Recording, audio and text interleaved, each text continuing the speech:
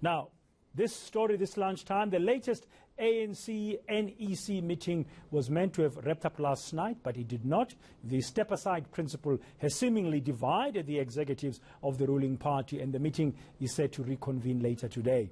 The ANC has recently been battling corruption charges, among some of its high-ranking members being hauled into the courts. Political analyst Professor Dirk Kotzé is joining us now to discuss these events. Prof, thank you very much for your patience while we were listening to the president there at Aspen, another very important development this lunchtime.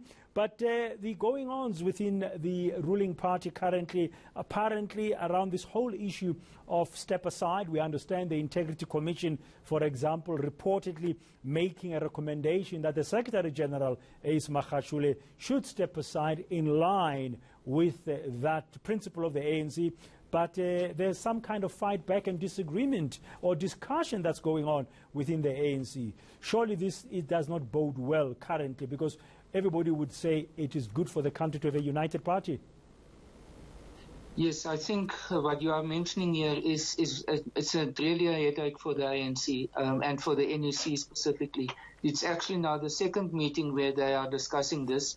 The one about a month ago already discussed it very thoroughly and referred it to the National Working Committee in order to finalize it. But clearly they didn't reach the point where there was complete consensus about it. So last night, according to reports, it actually ended up in a standoff between the two different groups, and the disruption by those supporting Ace Magashule.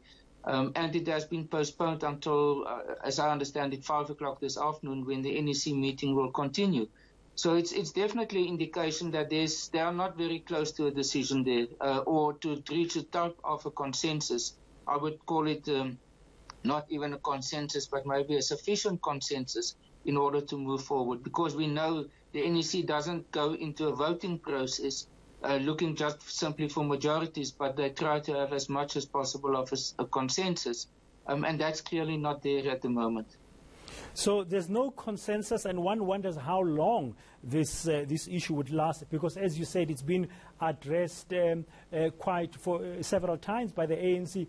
Why is it important that this is addressed? Or put another way, Prof, why should we care that the ANC should deal with this properly?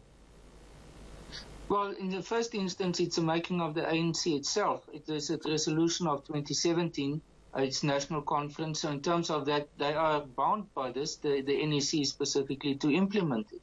But I think from a broader public perspective, it is very important that the steps that have been taken by President Ramaphosa and his government, and by the criminal justice system and the NPA and everyone involved in the anti-corruption steps that were implemented, to see that there's actually enforcement of it. Because up to now we have seen many statements that's been made, but what most people want to see is to what extent it's going to be enforced.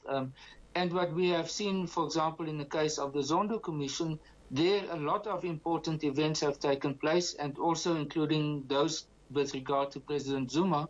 And I think what we are seeing is that the pressure on those that are accused of corruption, or that are being seen as part of the state capture group or movement, that there's more and more pressure and less space for them left.